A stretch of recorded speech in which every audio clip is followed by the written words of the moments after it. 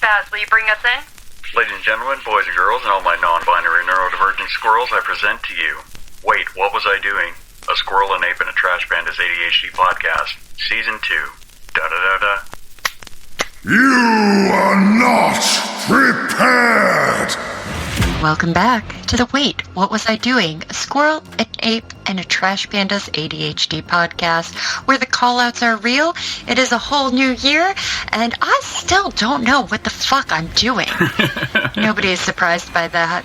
I can't believe that you've all come back. I can't believe that there's a second season, and I can't believe it's not butter. I also can't believe that my husband is missing part of his finger. Please tell us all about your hubby. If you get a little squeamish about jokes about amputation, this may not be the episode for you. However, if you are a person with ADHD and in a relationship, or if you are a neurotypical person in a relationship with somebody with ADHD, well, sit the fuck down, Buttercup, because this is exactly what you fucking need. I spent a long time cultivating this beautiful document that I've sent to both of my podcast partners to ensure the maximum damage for this particular episode. Just for the record, we both hate you. Yes, well, I feel like it missed the mark, though, because it ended up being nothing more than a therapy session for Patrick, but... It's true. It's true. Before we get into tonight's episode, I do want to make sure that everybody is aware that this masterpiece was brought to you by none other than the fucking Gemini, who decided to push me in the middle of a Pomodoro session, and I took my anger out on you all. I'm not sorry. Well, with that out of the way, shall we begin?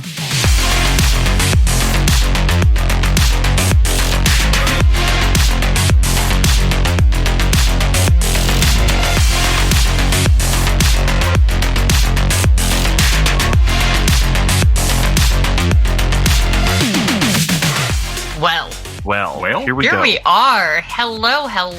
You're way Well, back again. hello. Gotta start it off right. Oh, hell yeah. Beat that skit with a dead horse. Oh, good Lord. The jokes just keep making their way from season 1 to season 2. Yeah, they do. Jesus. Okay, so let's get on track here. We should not get off track this easy at the very beginning of the season. So let's Have you met us? I know, but we should try. We need to try harder. maybe if we got our planners. I right? forgot my planner. What the fuck are you thinking? You are the planner. Oh, shit. Fuck. You're right. I know. Shit. That's All right. where we went wrong. Hey, I do my job sometimes even before the day that we record. Sometimes before. Sometimes. I mean, we've had this one for a little while. That's only because we pushed the recording date by 2 days. Okay, so as you guys heard in the opening, we are talking about relationships and how to have a successful ADHD relationship. Well, I'm out. And have a successful relationship with somebody who has ADHD as well, right? This can go for both sides. I'm out twice. Yeah, right? So, I mean, my relationship success has already been well documented, right? So we all know about that, but we'll get into that some more. Yeah, this episode is going to be rough. I'm just telling you all right now. Be ready. New year, new call-outs. We didn't like this new call-outs thing is not nice at all. Like right out the gate, Lee came out with a bat. I actually did put directly in the podcast notes that this was a masterpiece. So I want to explain exactly what we're doing in this section. I wanted to know how long it would take for me to Google relationship advice and come up with an article that was ADHD friendly. And wouldn't you know it, it took me a while. So I decided, let's analyze one of the first articles that comes up for management of a relationship. And of course, it's written for neurotypicals. So how well does that information translate over to people with ADHD? Spoiler alert, not well. Exactly. That's where I was going with that. You'll see. It's not pretty. It's a fucking train wreck. I'm not sorry. You never are. No. Don't ever mistake any intonation that you may hear in my voice for remorse, because I do not have that when it comes to the podcast. when it comes to the podcast. No. Okay. I mean, for the podcast only. Come on, let's be real. We all know you. Okay, Remorse is not in your wheelhouse of feelings. Okay, but if you come to the podcast or a Twitch stream, or you are a person who watches my TikToks, you've already consented to the feels that you will be in. So don't fucking come crying to me or acting surprised when I hurt your fucking feelings. It's my goddamn job. I get paid for this shit. Yeah. So who wants to do point 1 of 7? Point 1 is, do you trust your partner? Let's go around the room real quick here, and let's get just a poll of us real quick.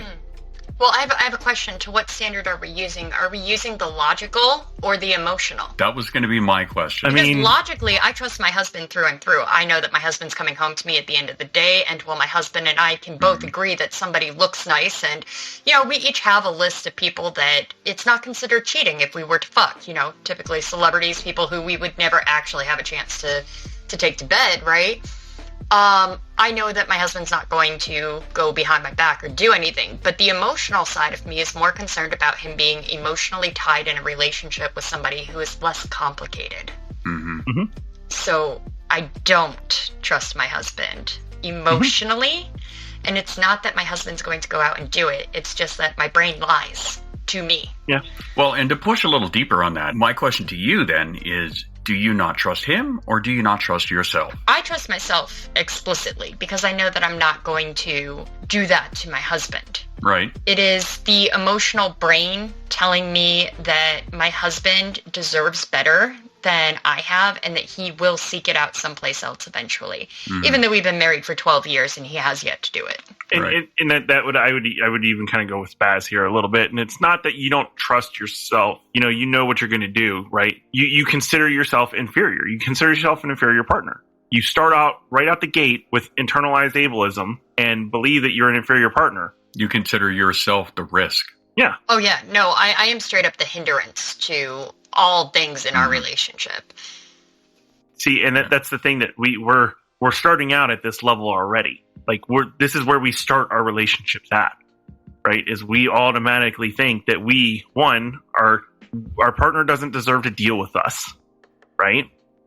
And our partner is going to find something less complicated and easier to love because we are too much. Like a fucking puppy. Coming from Spaz, that means a lot.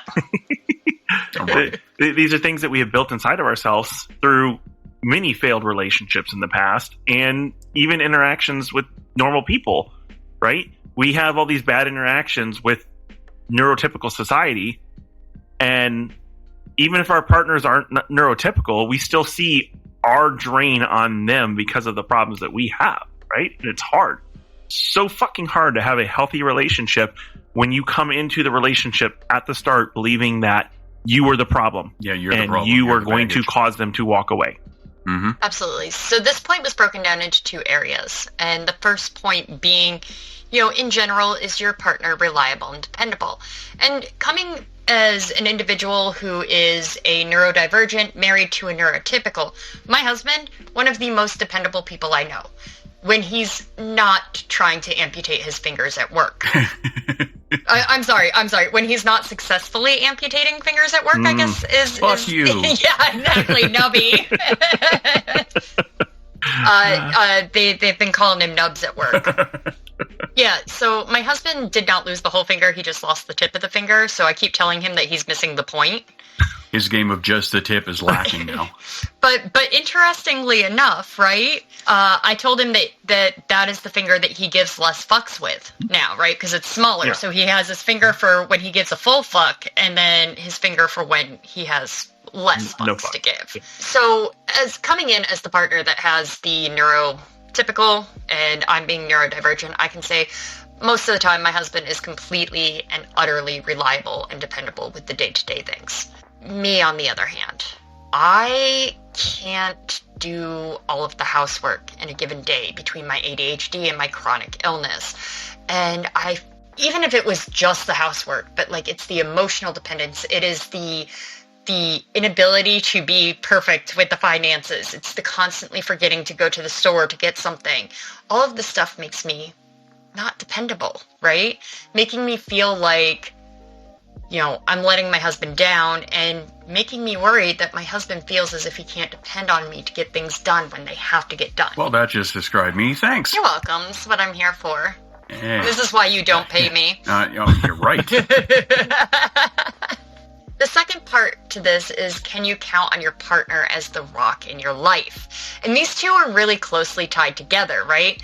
Because I do count on my neurotypical husband as the rock in my life. If something is going wrong, if I drop the ball, if I'm having a problem with something, my husband is going to pick up the slack and do the thing that I didn't do.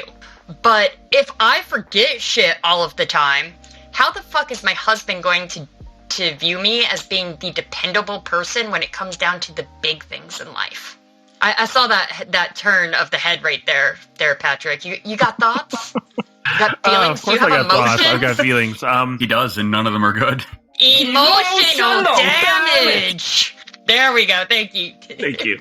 So, as we all know, I have recently made some major changes in my life and my relationships, and it's been hard because I'm being honest with myself in the failed relationship that I had. And I was not the reliable or dependable partner. I absolutely wasn't. And they were, right? She absolutely was. Katie was the reliable and dependable partner in the relationship to a fault, right? And that way, there came a point where I finally got so unreliable and so undependable that she couldn't believe that I was a rock in her life. Right? And it was hard. Like, that's what unraveled our relationship, is my ADHD continued to get so bad that it unraveled our relationship. There was no reliability. There was no dependability here. And it ruined, I used to be, I would absolutely believe that I used to be the rock in her life, in that relationship. And then I just wasn't anymore, which caused the relationship to fail, right? Was one of the reasons the relationship failed. So I've taken a different approach in this next relationship. My relationship with Amanda is, Amanda is very neurodivergent as well, right? So are we either one of us the most reliable or dependable? No.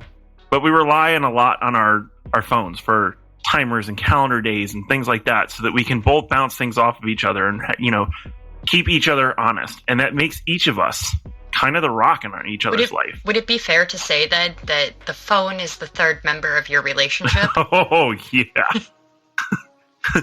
Look, every day at 9 a.m., my brain is trained to listen to that sound and hear that sound and go, okay, Mets. Like, I am fucking 100% like a dog with a clicker trained. You're Pavlov's dog. Yes, right? Like, click the clicker, sound the alarm. Okay, it's Meds time. Let's go. Right? And, absolutely. Our phones are the third wheel, if you want to say, in our relationship, right? We share our calendars with each other. We keep each other on track. We use timers to make sure that we're doing the things that we need to do throughout the day. So yeah, absolutely. It's that level of reliability that both of us have with our phones now, and the commitment that we have made to using those phones to keep ourselves reliable, which has made each other a rock in each other's life, right? And then we have Spaz. Spaz is the neurodivergent with the undiagnosed neurodivergent spouse. With the undiagnosed, yeah. We have a very similar methodology to Patrick and Amanda, because I rely a lot on my phone calendars, reminders, things like that. She actually has a tactile calendar that we have pinned up on the corkboard out front. So she writes down a lot of the appointments, the dates, and things like that, right? So she relies a lot more on that type of stuff. But the amount of times where it's like, I forgot this, and I hope to hell you remembered, and then she didn't, and then we both forgot. Yeah, it happens a lot. So in that regard, I think she fits that mold better than I. So one of two things has happened here. Either we have three people who just are not the dependable person in the relationship, and that's the most dependable person in the relationship, let's say, because I know that we aren't necessarily giving ourselves the credit for the things that we do, right? Or we are all just emotionally stunted individuals who don't give ourselves enough credit, period. Option 3. Both. Both is good. Both is good. So you at home, tell us, A, B, or C, which is right? Or spare our feelings and don't. Oh, no, wait, they won't. They won't, because they know we're going to call them out. So they're going to call us out when they You're can. welcome. Absolutely. I expect them to do horrible things and call us out and hurt my feelings because I know I'm going to do that to them throughout the season. So the next point that was brought up is, are you and your partner compatible in the dimensions of intimacy? The dimensions of intimacy contain 4 different bits. That includes physical, emotional, intellectual, and shared activities. So if we take a look at the physical, which is the part that I forgot to fill out on this, so we're just going to fucking wing it. People with ADHD are all over the map when it comes down to the physical dimension of intimacy. We are either hypersexual or we might be hyposexual. We want sex all the time, but we want it in a particular way, or we don't want to be touched. We are all over the fucking place. And shifting regularly as well. Yes. Mm-hmm. So, because I will absolutely say 100%, and I've said it before, I am hyper and hyposexual, right? There are times where it doesn't matter how much it happens, and there are times where stay the fuck away from me. I don't want to even think Don't about touch it. me with a 10-foot pole. So I lean more towards the hypo. On average, I'm more the hypo. Admittedly, as do I, lately. And I'm more hyper, I will absolutely say. My husband is like very much like the man's man, thinking about sex every like 30 seconds or so, right? And God bless him, he's a goddamn saint, because when I am hyposexual, don't touch me with a 10-foot pole, and that goes on for months. And then there's this very random swing, and this random swing happens, and I become hypersexual like it's nobody's fucking business for like 2 weeks. Same here, but it involves tequila. That's what I'm missing. Jesus, if I could just get the doctor to prescribe me tequila, we'd all be okay. And that goes for everybody. During those 2 weeks, it's also very much sex on my time, sex when I want it, and sex how I want it. I can't do vanilla at all to save my fucking life. It is the most boring time of my life. I hate it. There you go. That's information that I don't know if most of you knew about Lee, but now you do. Don't forget, that's Lee at imahore.com. Only for 2 weeks. We'll make sure the schedule gets up there, okay? Yeah. Out of a calendar year. You have to guess what the 2 weeks are. But I'm also married to a very vanilla man. And that makes it hard too. So our dimensions of intimacy don't match up in how often we want it or how we want it. And that can make it does play a part, and it does become an issue of contention within our relationship. Mm-hmm. Because we love each other very much. But I am so much closer to being asexual than I am any other form of sexuality. Like, I am content most days, like, hugs, kisses, cuddle. I am a touch-starved whore. Love me. Don't try to fucking round third base. Don't go that far. But, cuddle me. Mm-hmm. So No, really, I get it. So really, for the rest of the time, it's Lee at imacuddler.com. I'm a cuddle slut. I'm a cuddle slut, yes! Anyways, but so I'll go ahead and go. I mean, in my current relationship, we are incredibly compatible with our physical. Amanda is a very touch-starved, cuddle slut type individual as well. Unite, Amanda! Yes! But then you add like the sex aspect of it, and we've had a lot of discussions about what things we like to do, what things we don't like to do, and our interests really align in that aspect. And the interesting and really cool thing is we kind of have it's weird, but we kind of have a built-in hyper and hyposexual schedule, right? Because Amanda has schedule that shit. Teach me your ways. Sign me the fuck up. My husband it's will built pay into you. conditional situation, right? Our relationship has revolved around when she has her son, right? Because she shares custody with her ex-husband with her son. So the weeks that she doesn't have her son, You and me, baby, ain't nothing but mammals. well, both of us just kind of, we just go, right? And then the weeks that we don't, I joke around and say, my recovery phase, right? Because when her kid's there, we don't, right? So it's kind of been built into a conditional, like just because of repeated conditioning and repeated exposure to it, that's where I've built myself into this period of, okay, this is my down week. So I'm not really doing anything, right? Which is convenient because I got sick during my down week. So I'm very, very happy, right? And I'm just coming out of it now, which is into our up week. It's perfect, right? But So you can all now times Patrick's sex schedule if you are so inclined. It's a little creepy. I don't recommend doing it. You don't need to know all the details. You need to. And I will not spill all the details because I will get murdered when I go back home. But that being said, our physical aspects are pretty well aligned. And the physical aspects of our relationship that weren't really aligned was like sleeping in bed together, right? I've always been a person who slept with a partner who did not like touch. Like there was cuddling at the beginning of the night before we go to bed, and then we rolled over to our sides of the bed. And I joked around with Amanda the other day and said this, specifically that one of the hardest things for me to get used to in the relationship was she told me that if I rolled over to my side of the bed and didn't touch her, that I would be kicked out of her bed.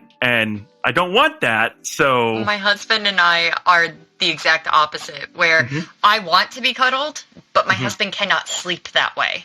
So we've come to the conclusion that I get 5 minutes of cuddle time if we go to bed at the same time, and then it's back to back and we butt cuddle up until the point where he's an asshole and tries to fart on me, in which case I Dutch oven him back. And so that's the thing that I've kind of instituted is that there comes a point where I have to roll over. My shoulders are really bad. I can't lay on my one shoulder all night long, right? So I will roll over, but then I push back against her so that we're still touching. So that but I have now in this relationship have kind of changed my physical thing to being, I'm okay with being touched while I sleep now. So it's really interesting how the physical has come together in this relationship and how it's different from my other relationships. Now, admittedly, I have no idea what that's like because my wife and I sleep in a king-size bed with two giant dogs. We are constantly fighting with the dogs too. So I'm getting cuddled at night. It's not necessarily who I want to be. Whose hair is fuzzy this? Cuddles. It's all about the fuzzy cuddles. So, the next dimension of intimacy is the emotional. And this basically went on to say that you guys have to have the same emotional level. But here's a problem, right? People with ADHD are more prone to those emotional mood swings that come with emotional dysregulation. Wait, no. Somebody on TikTok told me that emotional mood swings weren't ADHD, it's just bipolar. Excuse me, as a member of the bipolar community, let me make it perfectly clear to you that is not what bipolar disorder is. No. And if I see them in the streets, they're going to catch these fucking hands. Because that is one of the most harmful stereotypes for bipolar disorder. And it's actually really harmful to ADHD too. It because is, yeah. ADHD people do have a mood swings.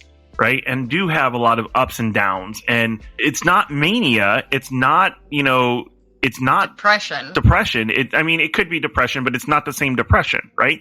It's different than bipolar and it's not the same. No, it's emotional dysregulation is a thing all on its own. Yes. It's almost like that's a completely different scale within the confines of ADHD. It's not even within the confines of ADHD. There are so many different mental illnesses that include emotional dysregulation, like autism, for instance, ODD. Yeah. These emotional dysregulation is a huge thing across the mental health spectrum.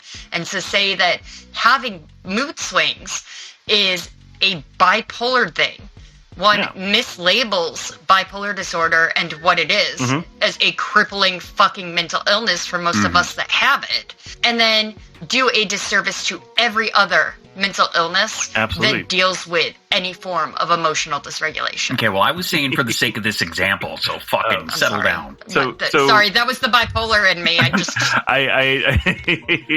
It must have been, you must have mood swung all the way from the left to the right. I didn't mean to really take this over, but I did want to point this out and because I have this fight a lot of times because you guys do see on my social media, my wild swings, right? Like I don't hide my life. I don't hide my emotional changes and things like that from people. I don't have they see mine as well. Yeah, exactly. I don't have a very, transparency. I don't have one of those, I don't present the same image, right? Because I want you to see what real neurodivergency is, right? I want to show you all aspects of it. Yeah, we're not going to show you just the fairy tale or the horror side of it because it is a mix of both. It absolutely There's nothing wrong with having a proctored and controlled image on social media. As long as you're presenting all of the details, I'm fine with that. Look, there are some creators out there who control their image, right? But they still present excellent, valid, full range of information on the neurodivergency, which is cool. I'm totally fine with that, right? Yeah. There's nothing wrong with that. But I show you the full Some of my image, favorites. right?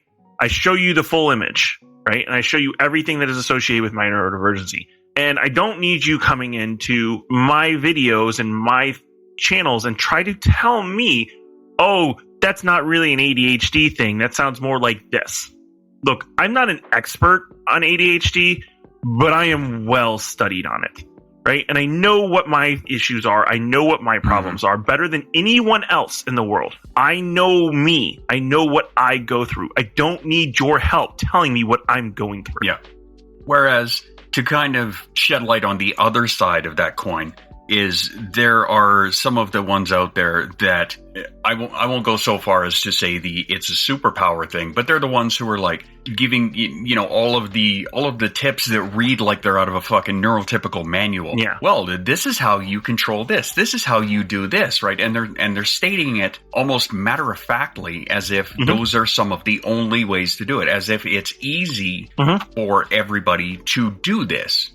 Right? Like meditation, I have a real problem with that because I can't keep it, I can't keep myself in line. I can't get my mind to shut up. Whereas my wife is a meditation guide and swears by it, right? And is fantastic at it. It works phenomenally for her. I struggle with that so hard. So it's these kind of creators, the ones who are telling you that you only need to do this, or this is, the best way to do it.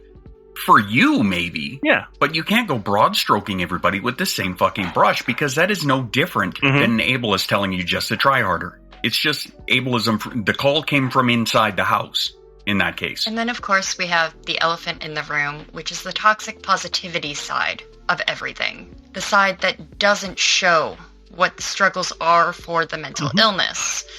And when we have nothing but this perky, happy picture of what ADHD is, while ignoring all of the sides that can wreak chaos on somebody's life, it's so fucking just... Toxic positivity is still toxic, okay? Toxic positivity is toxic.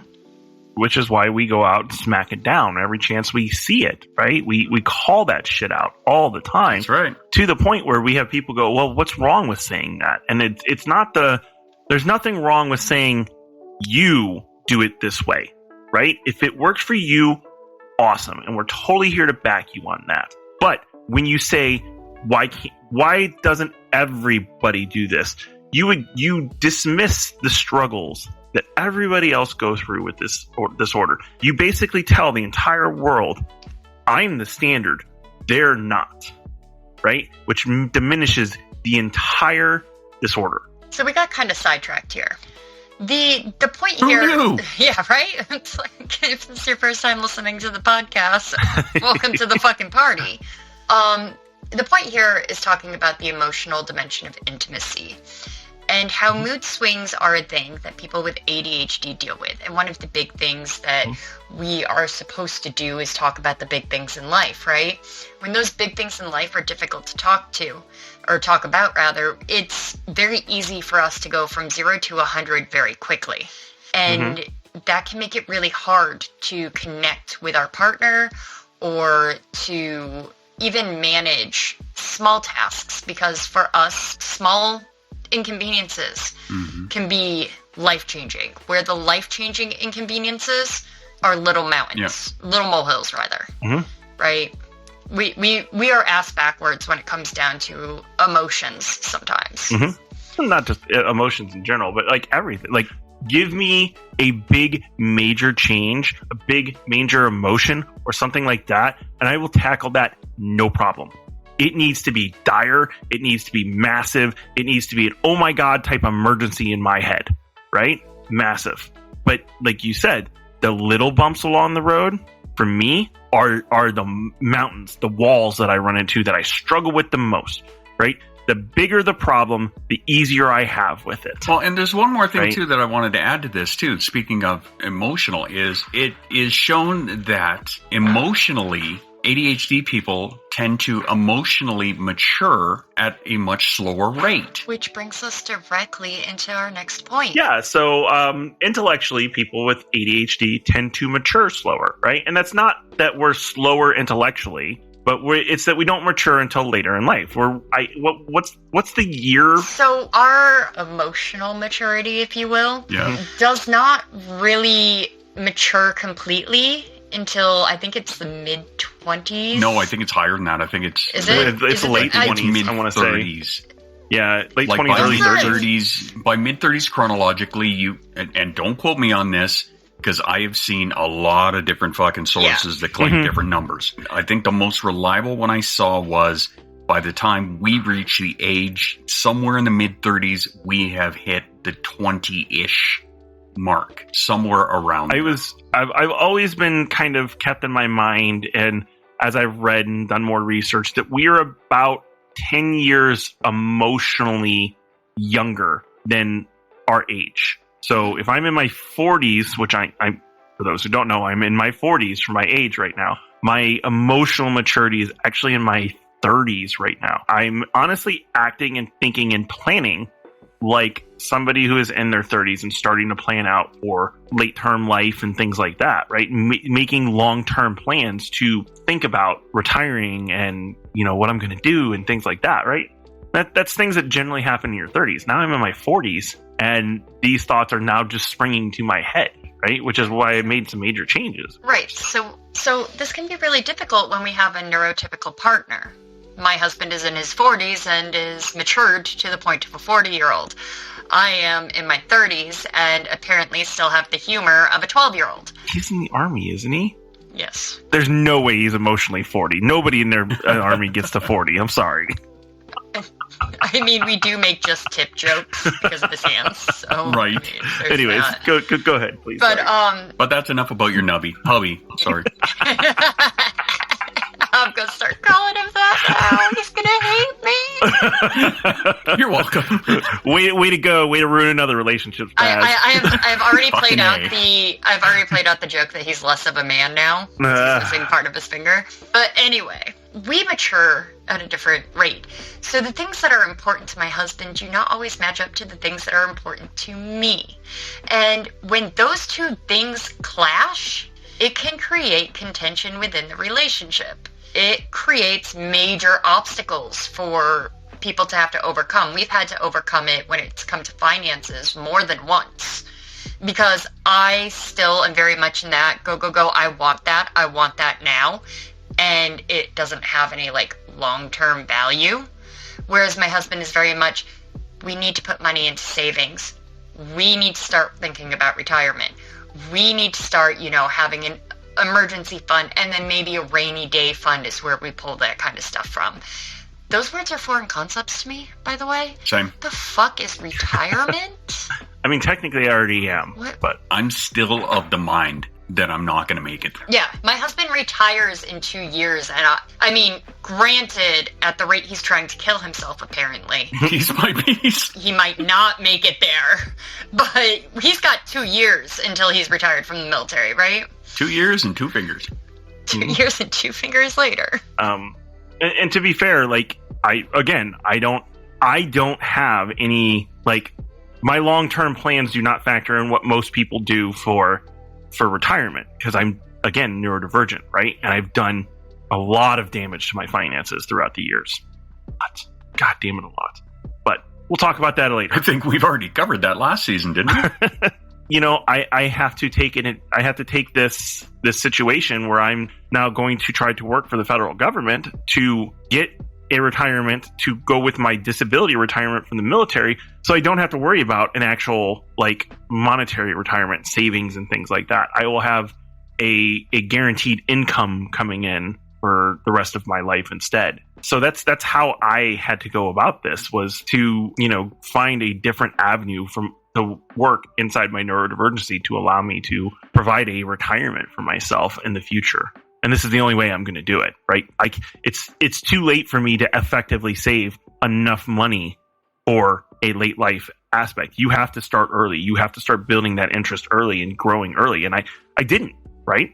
I sure as fuck didn't. I didn't have that long-term planning at my age, because when I was supposed to start, I was like fucking 10 emotionally. Which means if you want to help Patrick go towards his retirement fund, please feel free to subscribe to him at onlyapes.com. This has been financial advice from Patrick. That's the thing is because we are so much slower to mature intellectually and emotionally and things like that, we handicap ourselves later on in life because we're not ready to make those decisions that we have to make at that time to set ourselves up in a better situation later. Right? It's just, it's sad and it sucks. Well, I'm uncomfortable with the energy we've created on this topic. The final point of this, that I'm just going to barrel forward into so that I can stop thinking about finances and how I have fucked my life up with them, is shared activities.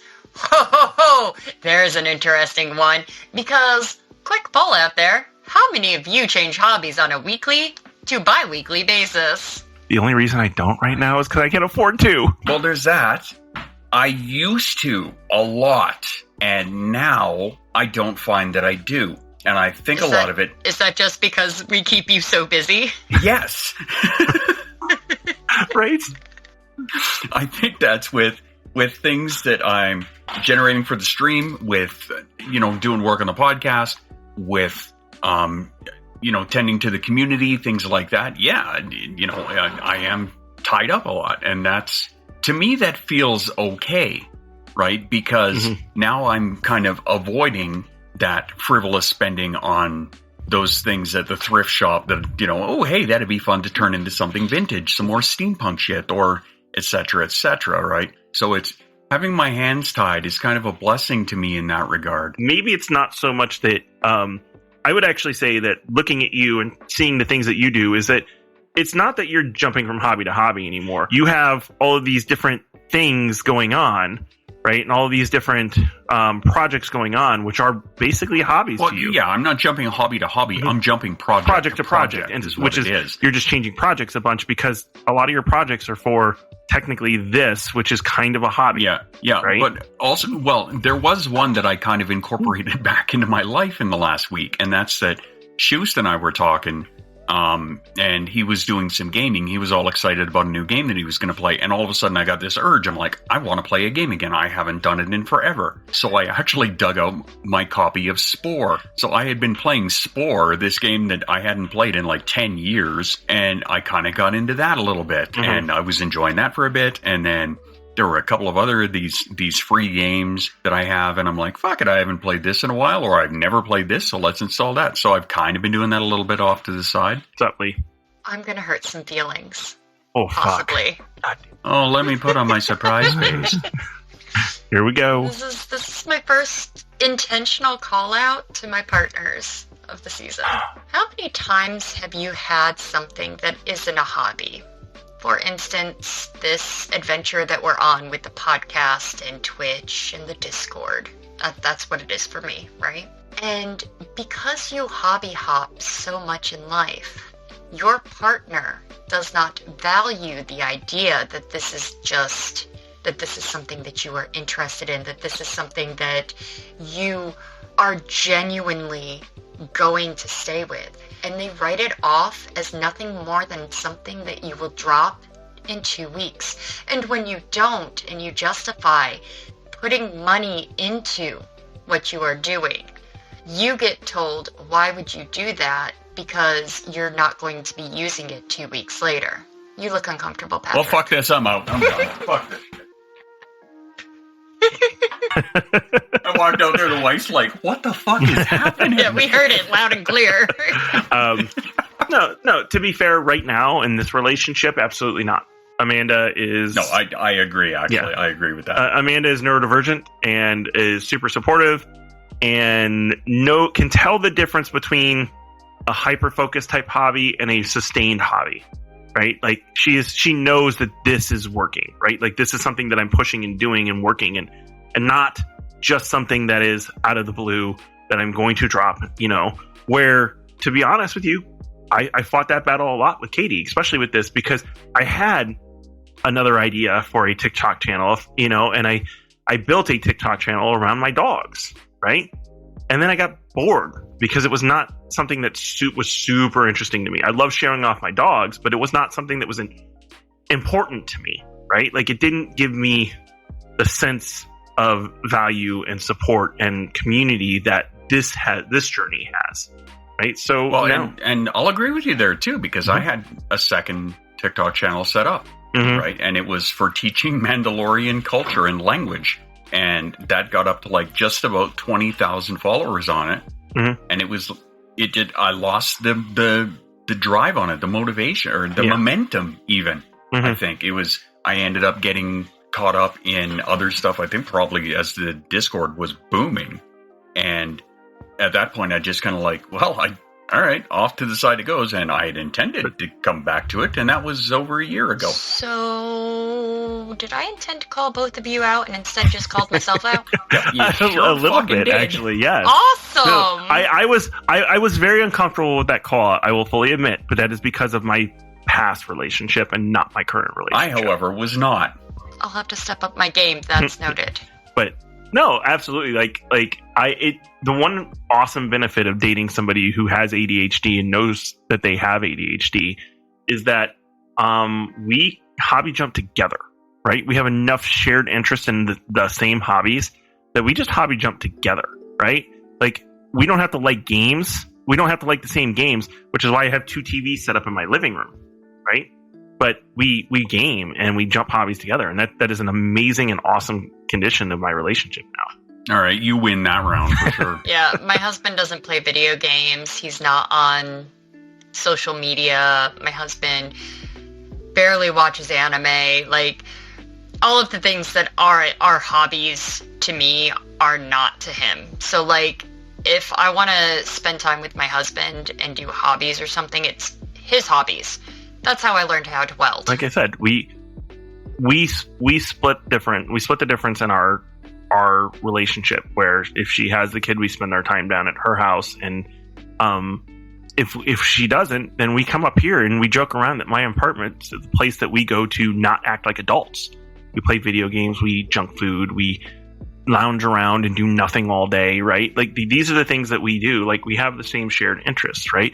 And she has like the same shared interest in like Ren fairs and things like that. And I've always wanted to be involved in like cons and stuff like that, which she's done. So our hobbies work well together, right? And that's one nice thing about it, is like, this is the first relationship that I've ever been involved with who's somebody who is a gamer and has all of the same shared, not the same, but most of the same shared interests that I do. So we are able to hobby jump together, which is awesome and incredible and so fucking weird. Cool, bro. Cool story, bro. So fucking happy for you, bro. It must be fantastic, bro. Great. That's great. Thanks for sharing. Let me guess. Fucking story. Let me guess. You have fantastic communication skilks too. You know, I'm not going to dive into that right this second, because we are going to go ahead and roll into that the next section of this podcast here. But before we do that, and before I give you the answer, y'all have to wait and come back after the commercial. We interrupt this podcast to bring you this breaking news story. I'm your on-location reporter, Falsey News. Channel 80 has obtained exclusive reports from ADHD Incorporated Laboratories regarding an accident in the Research and Development Department late last night. Resident pharmacologist Dr. Chen Spaz was conducting routine experiments when a strange phenomenon resulted. Eyewitnesses claim what appeared to be a dimensional portal opened within the laboratory. Seemingly abandoning all common sense, Dr. Chen Spaz allegedly dashed through the portal. Rescue teams have been unable, or unwilling, to follow the doctor, as appropriate safety measures could not be ensured. However, they did find a half-written, incoherent letter from Chen Spaz with the number 82. And the phrase "Squirrel Army promises citizenship for service" scribbled repeatedly on it. We will keep you updated on this story as more develops. In the criminal justice system, squirrel-based offenses are considered especially heinous. In the Squirrel Station, the dedicated detectives who investigate these vicious felonies are members of an elite squad known as the Special Squirrel Unit. These are their stories. After last season's stunning cliffhanger, where Sergeant Chris uncovered a potential double agent within the squad, she now has to make the difficult choice of which squad mate to trust as the polar bear mama emerges from her winter slumber. Is she friend or is she foe? Tensions run high in the thrilling season opener of Squirrel Squad 6 this Tuesday night at 9, only on Channel 80 in HD. All right. Well, Patrick was bragging about his communication skills. So I guess that leads us into the next part. No, excuse me. Wait a second. Patrick promised us an answer about his communication skills. An answer I still have yet to get. So, Patrick, spill the goddamn beans. All right. Well, the question is, can you communicate effectively with your partner? Most of the time. Most of the time. Because of fucking course you can. Good for fucking you. Of course, there is some friction at times, and we address it kind of like only ADHD people can, which is basically taking a fucking sledgehammer to a fucking walnut problem. But we'll cover that some more later. But yes, for the most part, I do have excellent communication skills with my partner. Fuck you. Twice. How about you there, Spaz? Oh, fuck no. You look so fucking happy to talk about this. Oh, no. Oh, yeah. I'm all on this. Yeah, clutch the emotional support squirrel. Go ahead, brother. That's right. I need to hug my emotional support. Can you squirrel. show me where Lee's document hurt you? From here all the way down to here. All right. Well, basically, the point being that communication is the cornerstone of relationships, and without it, they are doomed to fail. So the fact that you guys have excellent communication is a giant check mark in your corner. For the most part, yes. I would definitely say that is very good. Let me clarify something real quick, though. This, again, is one of the first relationships that I've ever been in where communication is actually good.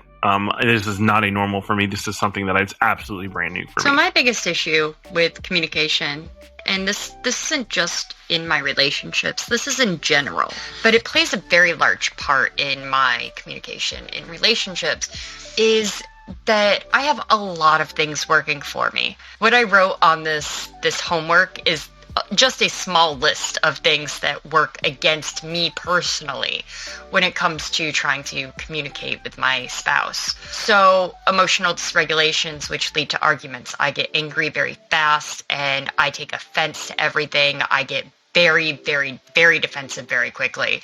Paying attention in conversations and understanding when to speak. Even when I'm paying attention in a conversation, I don't fully understand when he's taking a pause to breathe or when it's my turn to fucking say something. I'm guilty of that so fucking much. Additionally, I have auditory processing issues, and because of my inability to always understand what's being said, he could say one thing and I literally hear something completely different and unrelated, and that can make it really hard in the communication as well. Knowing when to listen. Like, that goes back to the, understanding when to speak bit, because I will constantly be jumping into a conversation or talking over somebody. A lot of what you don't see with the podcast is Spaz actually splits all three of us out. Mm-hmm. We each record our own audio, and then it gets split out, and that's because we're constantly talking over one another. So, for you all, Spaz spends the time piecing all of that out so that we aren't running over one another. You're welcome. So, don't you fucking lie to me, either one of you. You don't know when the fuck to listen and when to speak either. Nope. No, absolutely not. And that comes through in not so much in my relationship, in my talking to other people. My relationship, again, I am dating somebody with ADHD. So info dumping, over explaining, things like that. These are common in our conversations and we're used to them.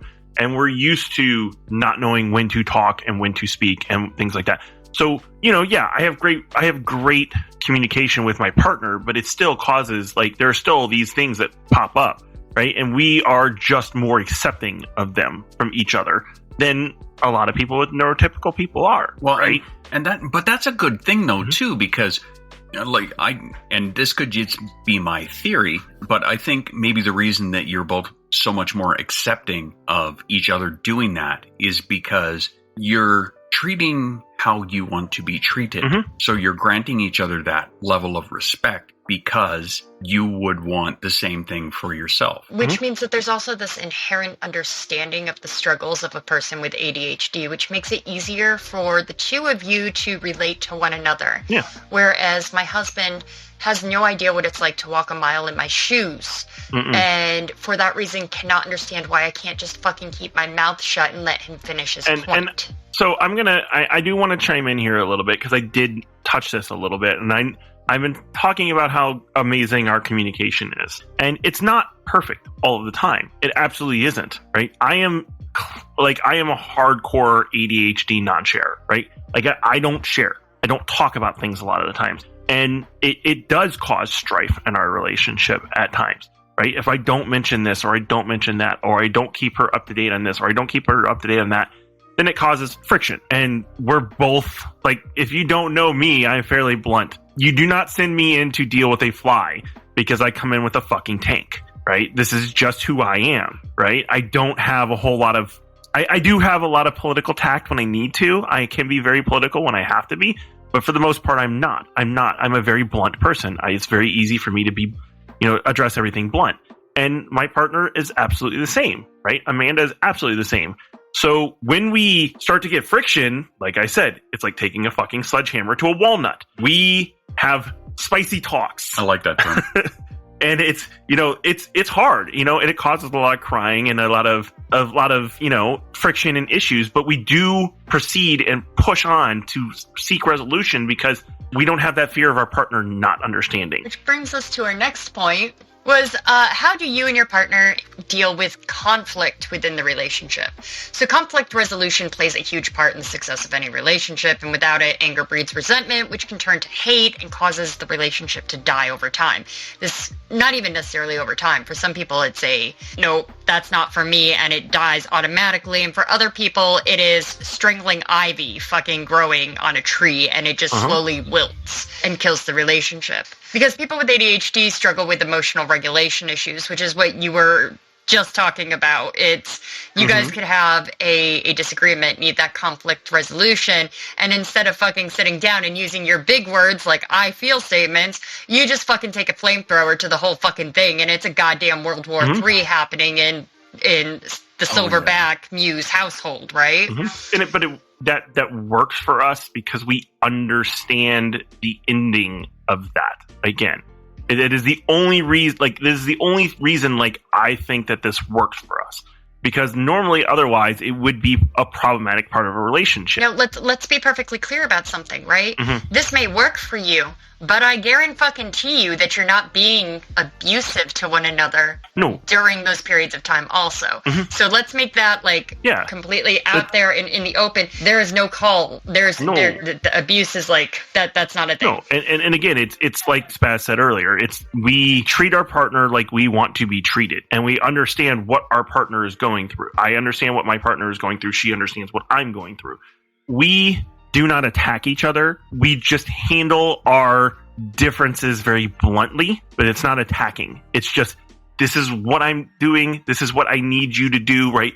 Discussing through it. It's just blunt, right? And that works for us. And that's why it works for us, is because we don't attack each other with it. So it took me and my husband years and years to figure out that therapy is not a bad thing. Not that either one of us have been to therapy, but I've been to therapy long enough for both of us to learn that I feel statements are a great fucking tool in arguments. I feel attacked.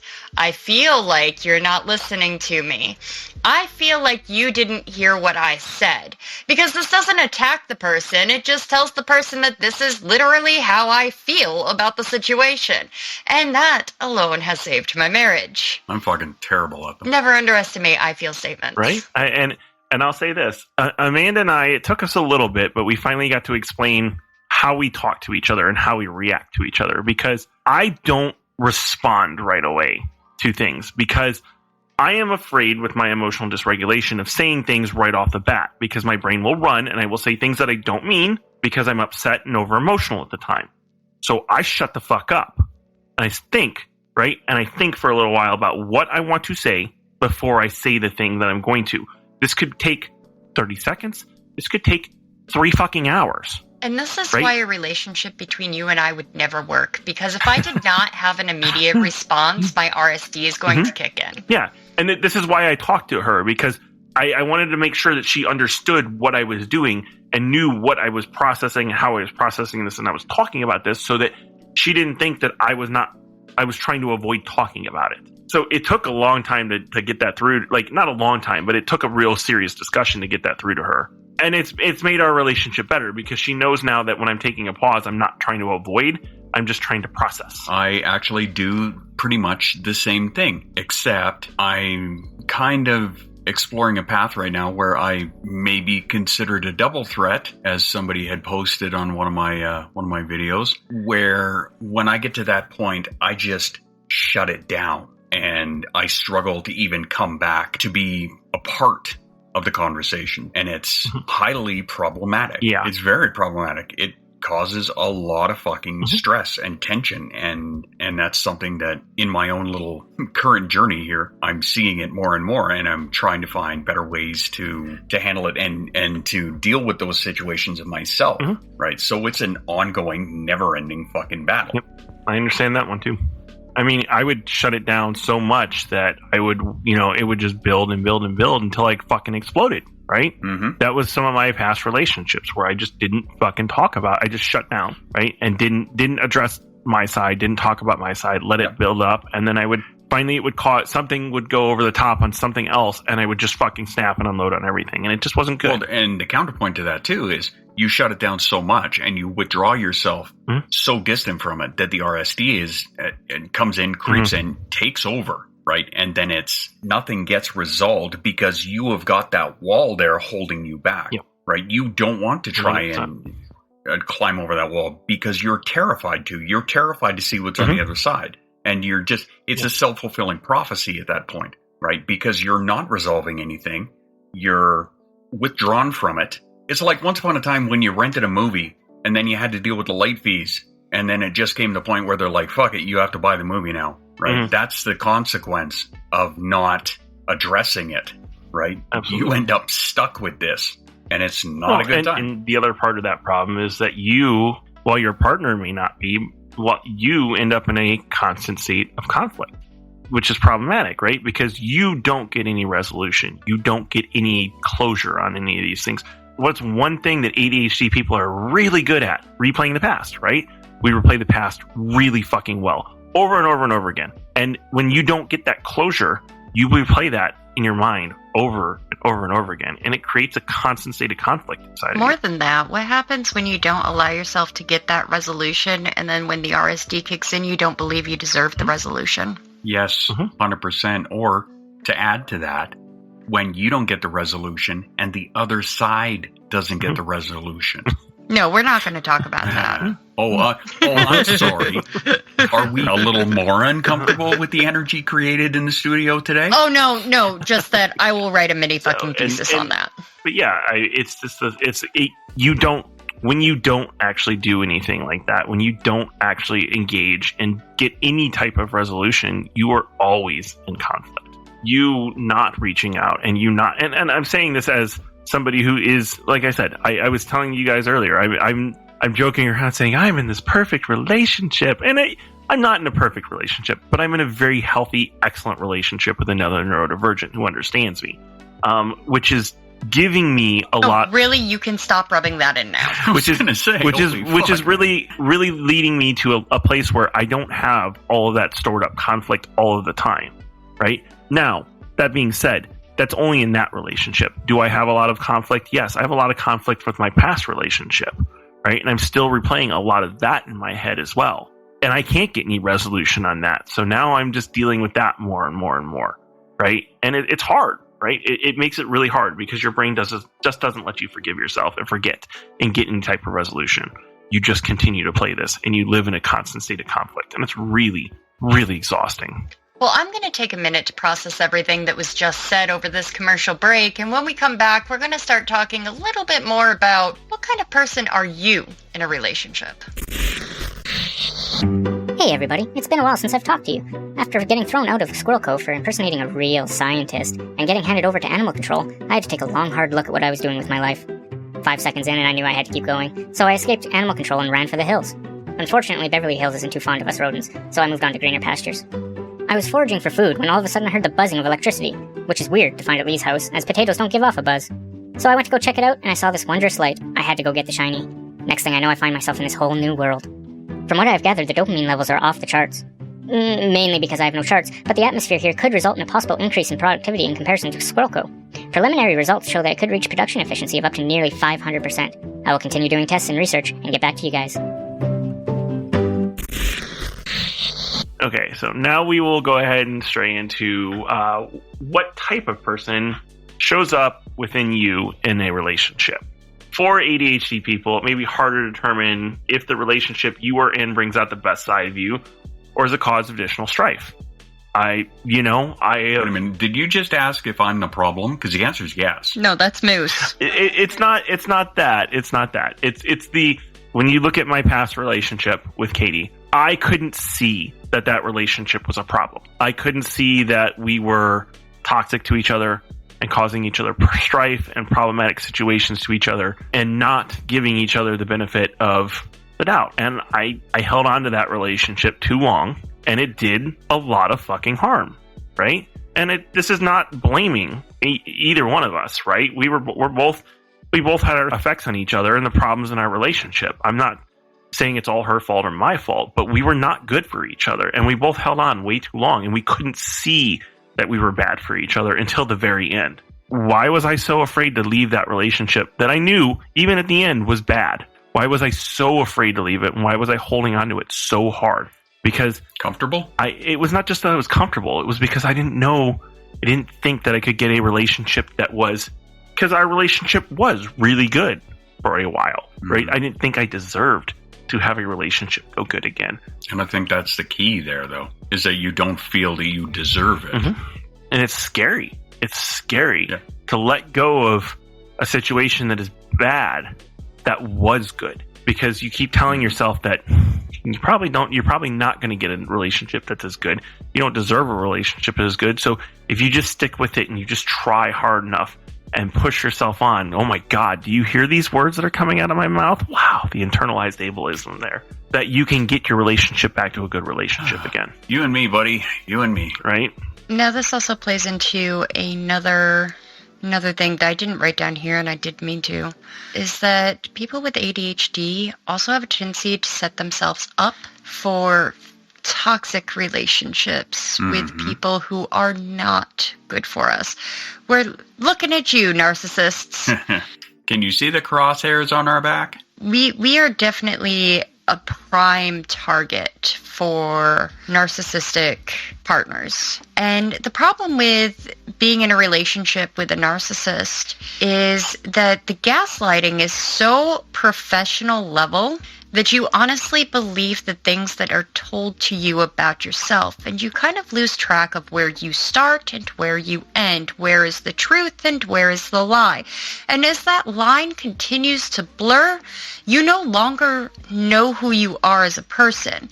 And once you've lost yourself as a person, you can neither be a good person in the relationship or a bad person in the relationship. That's not to say it's your fault. You were literally groomed into that by the narcissist. But when we lose track of ourselves and our autonomy within a relationship, that's problematic. And people with ADHD fall into those patterns in relationships very frequently. We're easy prey. And it's not just for narcissists, right? Like a relationship, like I said, at the end of a relationship, I was clinging on really hard. And there were some problematic things that I was willing to ignore and deal with just because I didn't want to let go of that relationship, right? Was she an abusive partner? No, she was lashing out because of things, our past relationship and how things went, and dating someone with ADHD, especially long term like that. We were together for 7 years, was really hard on her, and she lashed out. She did some things that I was not okay with, but I was willing to tolerate because, again, I lost my self-worth in that situation, and I couldn't bring myself to stand up for myself, and I couldn't bring myself to do the things that I should have done, I needed to do to take care of myself. And I'm still dealing, and I'm going to deal with this trauma of this shit for years to come, right? Mm-hmm. Does that make her a bad person? No. I'm not saying that she's a bad person, right? I'm absolutely not. But it made the situation easy for me to accept that bad treatment because I didn't have that respect and that value on myself. Yeah. And it's a hard thing. Like, I'm going to say it right now. We talked a little bit about relationships earlier, right? In season 1, and I set myself up. I said that I was just always waiting for my relationship to fail. And guess what? It failed, right? Because I walked into it knowing that it was going to fail because I knew I was too much and too extra. And I robbed that relationship. I robbed that relationship of a chance because I never gave it a chance to succeed long term because of who I was and how I showed up. I'm starting to get the feeling that this is more a therapy session for Patrick than anything. Oh, I'm not the only one. Yeah, no, Alex would be fucking proud of you right now.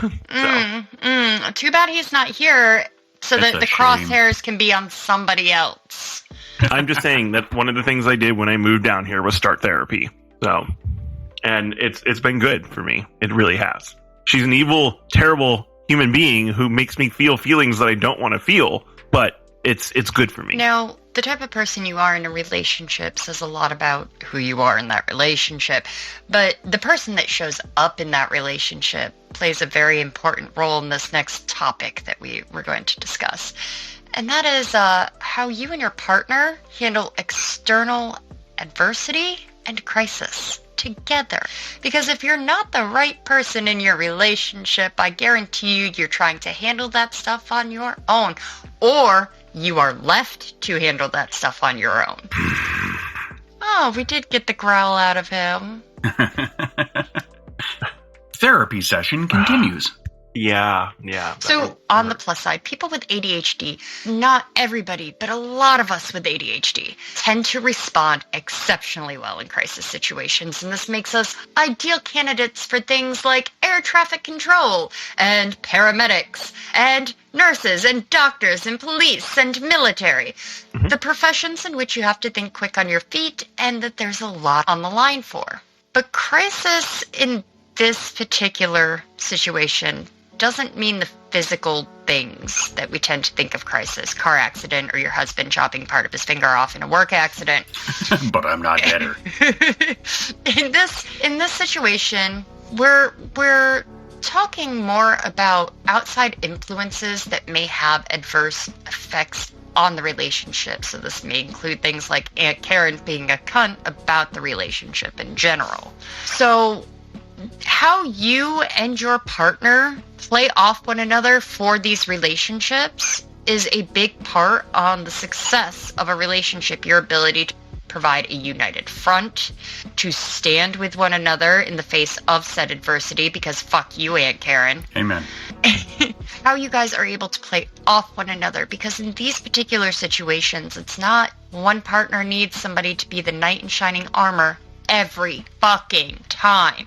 Every time. No shit. Sorry, it's a little bitter there. If one partner has to come in and rescue the other every fucking time, there's either going to be contention on the side of the rescuer, who feels like they have to do the work every time, and there can also be a little bit of contention on the other side, where the rescuee feels like they could be the rescuer in a situation, but their partner has swooped in to save the day before they even got a chance. It's about how unified are the two of you when it comes to dealing with those external crises. And I'll even go a step further in this. If it's not just, the one partner swoops in all of the time. I'm used to being the planner, the reactor, oh God, something's happening, right? And then, which makes it harder for me as a person when I'm going through that relationship to even let someone try to be that person who steps in and helps me and be that knight in shining armor, because that's my job. That's what I do. I can tell by the helmets on the back of the wall. And if I don't do that, then, how can I let somebody else do that, right? And who the fuck are you? Exactly. So it became a situation in the off season when I was going through all my big changes of, Amanda was trying to help me and trying to be that partner. And it took a lot of training and support and help from that person to get me to do that, right? Like, I was just showing my new bed set off to, you guys before we started. It's a nice bed set. It is. It's like you're a grown-up. We're so proud. Right? I didn't pay for that at all. Amanda bought that for me. And that was hard for me. That was incredibly hard for me because I've always been the supporter. I've always been the person who provides the financial support and does all the hard work and does these things, right? And then now I'm in a relationship where, for lack of better terms, she's basically a sugar mama for me right now. She makes sure that I don't fail. I have enough to cover my bills for my apartment and my rent, right? But I have to work to make sure I have my car paid and my, pay for some food and stuff like that. But she pays for most of my food for me too. So that's muse at patricksugarmama.com. So, it's a really hard role reversal for me to accept and deal with. Right. And I struggle really hard with that because who the fuck am I? Right. Like I've always been the protector and the provider and the person who provides all of these things. Right. And it's been really hard for me to accept, like you guys joked around. It's like a therapy session for me. This change in my life has been a giant therapy session for me where I'm accepting things that I don't have to be this way anymore. And I have a partner who supports me. I'll even go as far as I'm not sabotaging this relationship. Muse has been with me through the lowest parts of my life right now, right? To date, some of the lowest parts of my life. Even to the point where I tried to, while we weren't dating, right? We were still really close friends at that time when I had my episode and I tried to commit suicide, right? She's been there for that. And then she's been there through all these changes and everything like that. So I know my partner has seen me at my low and she still wants me. I still feel craved and wanted like she went through all this shit and has seen me at my worst. And now the drive I have is to show her me at my best. Spaz, you've been very quiet about this. With some of the crisis stuff, actually, my wife and I we're not too terribly bad. Like there was one incident where she was involved in a car accident about a year or so ago. And she kind of went more into panic mode and called me and I tried to, organize everything and whatnot and kind of be there. But more often than not, when it does come to any kind of a crisis situation, she's actually the one who's better at it than I am. I don't want to say it's always been that way because there have been situations like when I was working and when I was doing hotel and club management and stuff like that, where I was on it, right? But that's not relationship. But I mean, that's relationship wise. No, I find that I'm not the one who handles it better. I find that she's actually the one who handles it better. For us, it depends on the crisis. I think it does. For me, it's a lot of the physical things are the ones that I'm really good at. Mm-hmm. The physical, my husband had a work accident. It affects both of his hands. It is my responsibility to change his bandages. Okay? Yeah. I'm going to tell you right now that not everybody is going to have the stomach to change a freshly fucking amputated limbs bandage. I think I actually would. I will absolutely say right now I am not. After all of the military things, my stomach is gone and I have no tolerance for that anymore. It's bleh. No, I think I could actually handle that. If it's mine, I'm okay with it. But if it's somebody else's, nope. Yeah, it's a thing. Now, granted, I went to school for nursing, so I have hands-on experience with changing dressings for various different wounds, right? That stuff I'm good with. Catastrophic thinking did take hold eventually. When I got the phone call that my husband had his accident, I was calm, cool, and collected and told myself the list of things that needed to be done in the house in order to make his life easier when he came home. Mm-hmm. And I went into go mode, and I did the things, right? But when it comes down to, oops, we overspent and now we have to find money somewhere, or something breaking down. Sorry, I know that's a tender topic there, Spaz. Well, it's funny, actually, that you mentioned those two things together, because whenever something comes up where shit hits the fan and, we need to have money or whatever, the wife's really good at that. But then in this case, it was because of the sheer volume that we needed. It was my turn, right? So I'm the one who had to do it. And it took a while to pull the trigger because RSD kicked in and went, you don't deserve this. They're going to reject you. They're going to say no. They're going to think you're a failure, yada, yada, yada. Pull out the list. Whereas this is, I am the only person in my family who has not tapped into this yet, right? My sister had, my uncles and aunts, they all had. Like, this is essentially pulling from my inheritance early, right? So in theory, the money's already mine. So why would I have a problem saying, okay, shit's up, I need some money kind of thing? But it did take a while. It took a few days, right? Like I actually had to type out the letter. It was a pride thing. Well, yeah, a lot of it is a pride thing, right? Being the oldest grandchild, being, the one that has somehow stayed off the radar of being a failure. Yeah, it was difficult. It was really, really hard for me to do it. It took a couple of days before I could actually write the email. Hey. Right, but it was my turn to find the money. So I'm gonna call you out here for a second, my friend. Shocker! And say that stayed off the radar of being a failure. In my grandmother's that eyes. seems to be like no. The way you said it, the way it came off was that you belong on that radar. You just haven't been caught yet. Fuck off, Alex. I love you, my friend. But don't do that to yourself. Fuck off, Alex.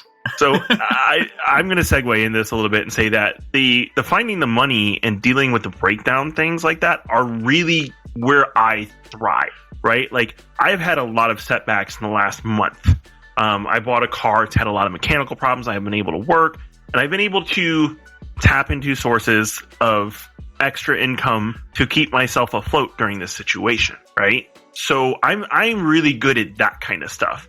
It's the sitting back and letting my partner dive in and take over that is where I fail, right? Like, I don't do really well with it's not even I don't want to say it's a trust thing, because it's not that I don't trust my partner. That's who I am, right? This is what I bring to a relationship. And when I can't do that, and when I have to let somebody else do that, what the fuck am I bringing to the relationship? What value do I have in that relationship? Really gorgeous hair. It's true. You are pretty. But I haven't had this my whole life, right? So keep in mind, I built this personality in this relationship when I was in the military. How I acted in this when I was in the military. Short, buzz cut, like no hair, right? It's not that I don't trust my partner to handle things. I do. Like, I absolutely do. Amanda's one of the most capable partners a person could ever ask for, right? It's just I still struggle with it, because who am I when I can't be that person that I've always been? Mm-hmm. But then I have to stop and think. I've always been that person in all of my relationships, and all of my relationships have failed. So, is that me sabotaging my relationship and not letting my partner take those steps? Well, it is said doing the same thing over and over and expecting different results is the definition of insanity. You're absolutely right. Which is, while I struggle with it, I am taking a different approach to this relationship now, and it's paying dividends, right? It's a relationship like I have never been in before, which is good. Speaking of dividends. Nice. Fucking nice. We're really transitioning well this year already. So good. And speaking of dividends, the last point here in this neurotypical masterpiece of how to manage relationships is to find a partner that you are compatible with when it comes to financial values. You have got to fucking be joking. Impulsivity, anyone? Right? Anyone? Oh, So people with ADHD tend to spend money. Like, unnecessarily. My wife is feeling called out in the other room right now, and she's not even listening to us. Retail therapy, baby. Oh, yeah. Uh-huh. So this makes it hard to reach goals like savings, retirements, rainy day funds, etc., etc. Having money to fix your fucking vehicle that broke down without tapping into your inheritance. Having enough money to put down a down payment on your apartment before you move. Well, fuck you bitches. I'm perfect, so I don't ever struggle with this. But this impulsivity can also be a huge area of contention within relationships, and research has shown that differences in financial values is one of the leading causes for divorce in the United States. So I'm gonna chime in here a little bit, and so Amanda does get to see some of the notes for the podcast and stuff like that as well. So she was reading through this one and skimming through this one, and came up with an idea for us that had worked in financial issues have never been a problem in her relationships. Well, it must be nice to be fucking perfect. Fuck you, Amanda. And the reason why is because we are going to set up a joint account between me and her. And we're going to each contribute to that account to pay for bills and food and things like that, right? And the other person's money is the money that doesn't go into that goes into your personal account, mine or hers, right? So that as long as the bills are paid, you can be as impulsive as you want with the other money. You know, bills are paid, savings going into, you can be as impulsive as you want with your money, and they can be as well, and it doesn't cause any strife because guess what? You don't know how much fucking money they spent on these things or anything like that. It's not your well, business. bippity boppity boo, bitch. It's almost like that's exactly what my husband and I do too. Right? And that's something that I've never done, right? So I'm interested in it, right? Because I do fucking suffer from impulsivity and impulsive spending badly, right? I think I said it last season when how many fucking tens of thousands of dollars did I get from the military for enlisting, and how much of that do I have in savings right now? So, Lee, thank you very much I'm glad I can make you uncomfortable again in that statement. I'm not uncomfortable. I'm agreeing wholeheartedly. You just, yeah, no, you're still a little, I mean, it's still a pretty damn call out because we have, right? Right? So you overestimate your ability to make me uncomfortable. When I say I'm uncomfortable, 9 times out of 10, I'm acting, bitch. Step up your game. Shit. So it's, I mean, and that has been a problem. And my ex-wife, it was definitely a problem. Like, my impulse spending was a problem. It contributed to my divorce at the end of the day. So yeah, absolutely. Financials, ADHD people with finances is fucking tragic. It's terrible. Tragic is the right word. It is a fucking tragedy. There are very few people that I know that deal really well with their finances and have ADHD. Well, like I had said before, like last season we talked about it, and my wife is the impulsive spender, and I'm afraid to be, right? That's what keeps me in check, is if she goes and impulsively buys XYZ, I can't impulsively spend because I'm afraid that I'm going to fuck us over, right? Yeah. It's happened once before. I learned from the mistake, and we don't want to do that anymore. So that keeps me in check. But I mean, like, how many other neurodivergent couples can say the same thing? Like, you guys have a really good system. We will have a really good system when I actually am able to contribute to our relationship and not barely get by at the moment. Right. And I can't say for sure what it's like to have that. My financial issues are related to something different more often than not. It's not the impulsivity of ADHD, it's the impulsivity of mania with bipolar disorder, which requires a whole different set of rules in place to prevent everything from crashing and burning. I'll even go as far as saying that, like, my impulsivity problems are to the point of, it's not just to buy stuff for retail therapy, but it's I'm going to call out something specific. Last year, I bought a body braid for Lee. It is the best fucking thing in the entire world. Lee was so happy. And I love that it was super helpful and super amazing. And it's like, I'm very, very happy that I did it, and I have no regrets. Except for, without realizing it, impulsively buying it, is I lost a chunk of money that then, the end of my relationship happened, and guess who didn't have a whole lot of money anymore, right? And that could have been $400 that I could have really used, especially considering I had to spend $1,800 on my truck to fix my truck because I didn't follow through on doing the repairs on the other side. So I don't think about the future, right? And I couldn't have known that the end of my relationship was coming as well, right?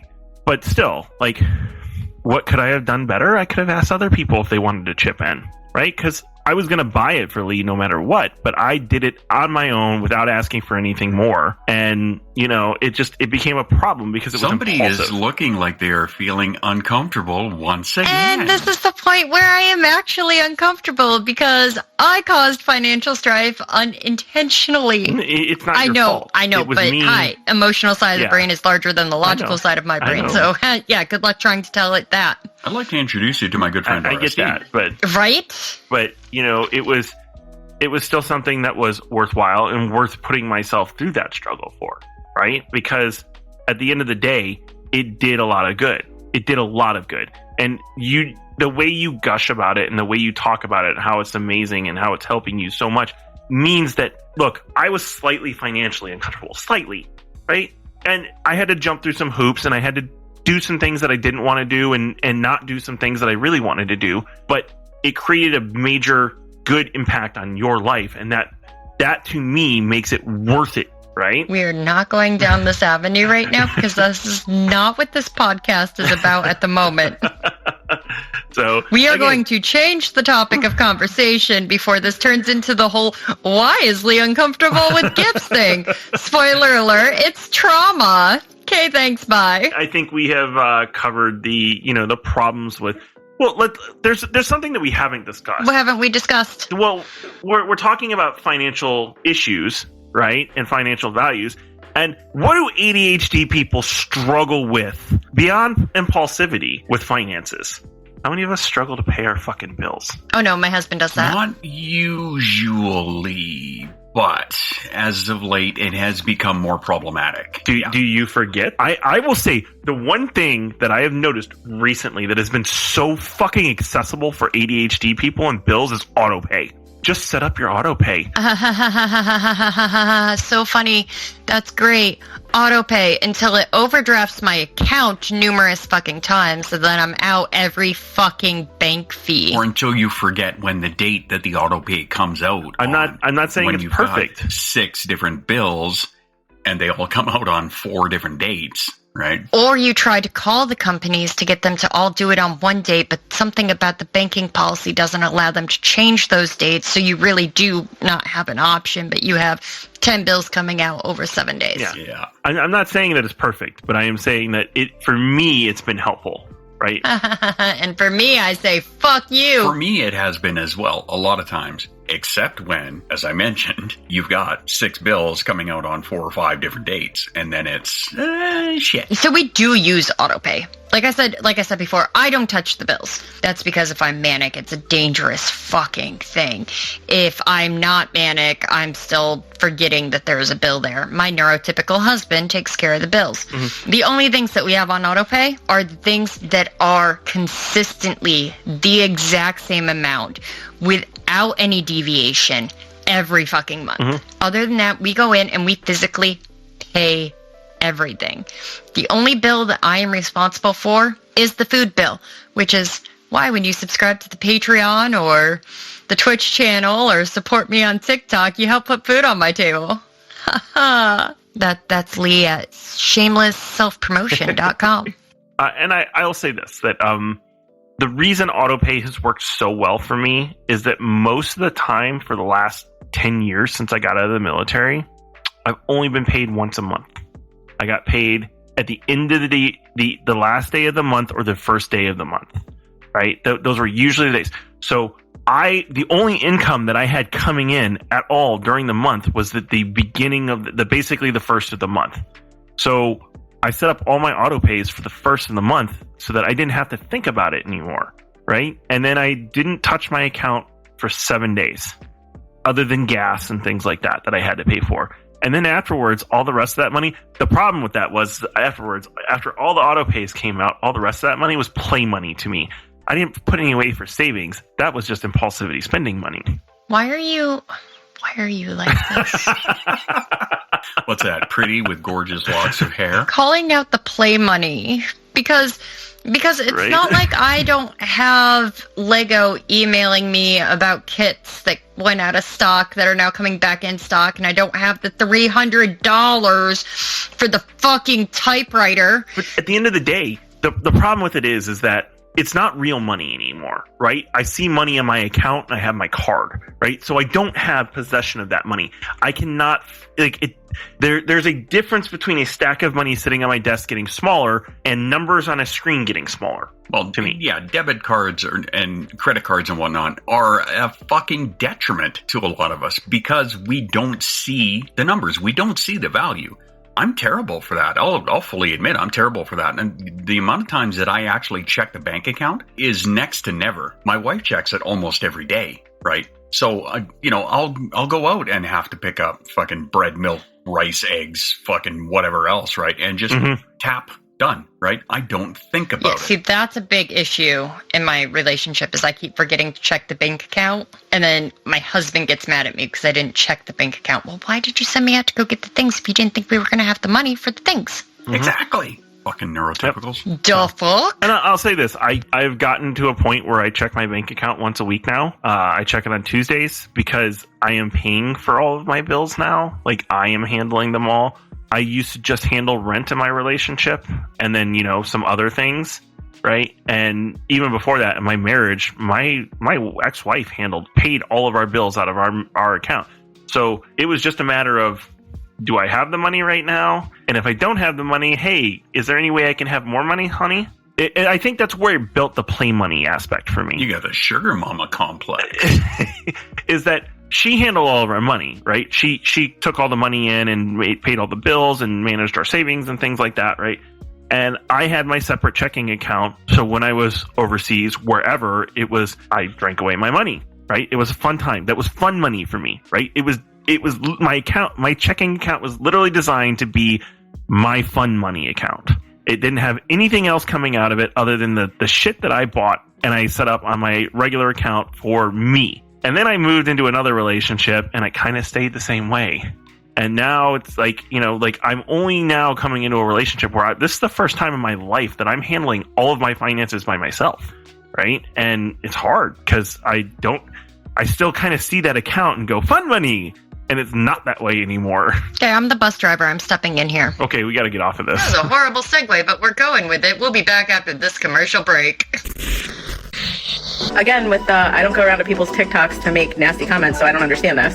Hi, Willie Everdoit here from ADHD Incorporated. And I just wanted to remind you that when it comes to somebody else's medication, as well Stop that attention span for anybody that can hear. and religious beliefs, This new world I've discovered, the dopamine level. fucking business! Squirrel Army promises citizenship for service. Educated and unsolicited opinion on somebody's page. Try this radical new method that's We must keep this world safe. homeopathy. Shut the fuck up and keep... We must not let the... Okay, thanks, bye. This message has been sponsored by Shut Your Face. When you really need to just shut your face. By ADHD Incorporated. Well, we have definitely thrown fucking Christ on a bike. Quite the fucking ball of TNT at you for our first episode of season 2. What a way to walk into the new year. How are you feeling after your therapy session, Patrick? I'm feeling like I made a mistake. I've had therapy sessions 2 days in a row now, damn it. Aw. Me too, but in this case, I was on the other side of the chair. Mm-hmm. So we have talked about the advice that neurotypical people give to other people about relationships and how those don't work for people with ADHD and the struggles that we have with our relationships because, we're dating people who expect to be these type of things to happen, and we are different, and we struggle to do those things that are neurotypical.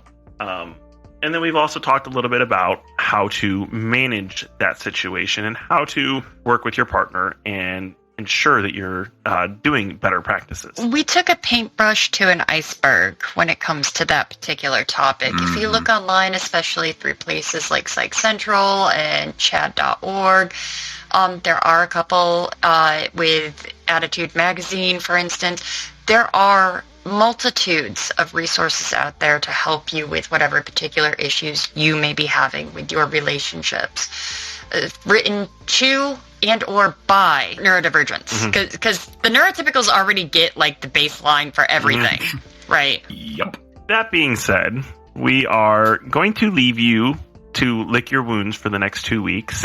And we're going to come back for the next episode with some really, really fun and interesting topics. Dun, dun, dun, dun, special guests. Yes. So it has already been leaked. So we will go ahead and say that we are having Katiosaurus and Hey Good on the next episode. And we're not talking about sex. We're not talking about sex because that's what they do on their podcast. So we're giving them a break.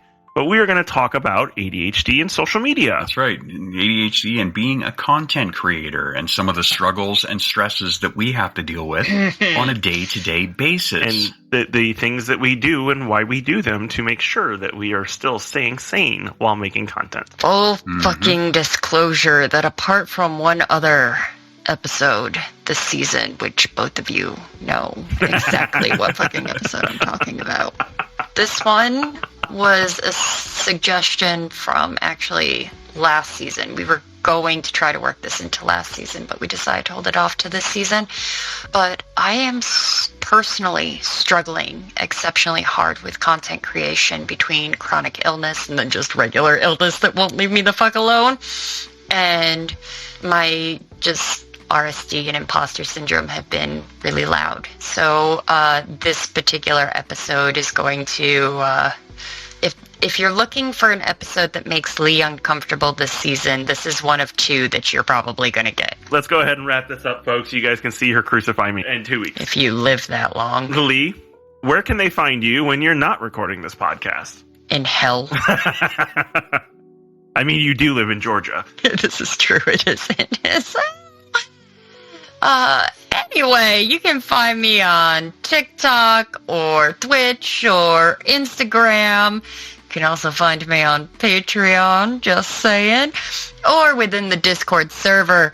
All of the above, with the exception of Discord, is at Lee Plays Games, underscores in between those words, periods for TikTok, because TikTok recently took away my ability to have underscores. Bastards. So stupid. Are you also on YouTube as well? God damn it. Yeah, I am. One of these days I'm going to remember all of my social media profiles. Please let it be next episode, because that would be fantastic. Yeah. Yes, it would. Okay. So, Spaz, how about you? Same. You can find me on TikTok, Instagram, YouTube, Twitch, Twitter, one that Lee forgot. Fuck! You can find me there too, bitches! You can find me there under ADHD everything. Patreon as well. That's right. I was going to say Patreon, motherfucker. But then I wanted Patrick to start so that I could say that you legitimately fucking forgot something. Yeah, but no. I try and stay on top of this shit as best I can. That makes one of us. But yeah, you can find me there under the name ADHD everything. And yourself, Patrick, where can they find you and your luscious locks nowadays? And you can find me on TikTok and Instagram and Twitch and YouTube as ADHD Silverback. I do not have a Patreon or Twitter, but I guess I should probably fix those too if I'm really going to do the whole social media thing. And then, of course, you will find me here recording with these two wonderful people. And don't forget that if you want more content about the podcast, whether it be, some little extra behind the scenes stuff or commercials, people like the commercials, right? Yes. Commercials are going to be a big deal this year, aren't they? Oh, fuck yeah. Yeah, there's definitely some stuff coming. Yeah, they're going to be a big deal this year. You heard the ones that we had this episode. They're going to be a big deal. Bigger than a lot of you expect. Anyway, I digress, because that's all I'm giving away with that. That you can also sign up to be a patron. No, it is the Wait, What Was I Doing podcast. Which you can also email us at gmail.com. If you got, suggestions or questions, or just want to tell us that we're doing a good job, please tell us we're doing a good job. I am such a whore for positive reinforcement, you don't even know. You have no idea. We need your fucking validation. But we do want to send a special thank you to all of our patrons on our Patreon. And while we're thanking people, I think it's important just to remind everybody that any aggression that you may feel about this podcast and the level of call-outs can be directed to that fucking Gemini. Fucking Gemini. Just keep that in mind. All right, then. Until next time, thank you all for listening. We love you. We love and appreciate all of you. You are Valid? You are valid. You're a valley girl. Shoot me now. Like, oh my god. You are valid, loved, and worthy. Yes. We'll see you next time. Bye. Fuck. Wait, what was I doing? A squirrel, an ape, and a trash panda's ADHD podcast. Season 2, Episode 1. Yup, that's right, we made it this far. Kind of amazing, and frightening. Anyway, I digress. Hosted by Lee Plays Games, ADHD Silverback, and ADHD Everything. Music by Infraction and Stream Beats. Recorded in the Squirrel Station Discord on January 27, 2022.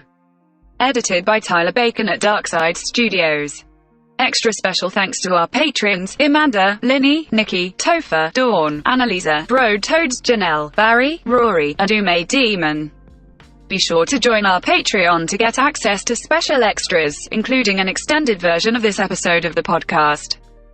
Join us again on February 22nd, 2022, that's a lot of twos, when we finally give in to your demands and talk with KTOsaurus and Hey Gude. Bear with me a sec. She's feeding the dogs right now, so there's a lot of noise. No worries. You're fine. But yeah, I it's more a matter of how much can I cut out. Can I get words in between? It's kind of where I was going. 2 words, pause. Clatter, clatter. 2 words, pause. Clatter, clatter, bang. 1 word, bang. Pretty much. And we have a very similar methodology that way in that... Are you finally eating? Okay, good. Did you just call your wife a dog because you said she was feeding the dogs and then you asked her if she was finally eating? No. I wasn't going there. I did. Okay, you did, but fuck you. No, she did just finish feeding the dogs, and then I heard the microwave go off because she's nuking herself leftovers. Real dog, I'm trying to record. Fuck. Fucking dog. We need to start a GoFundMe so that Spaz can get a soundproof office.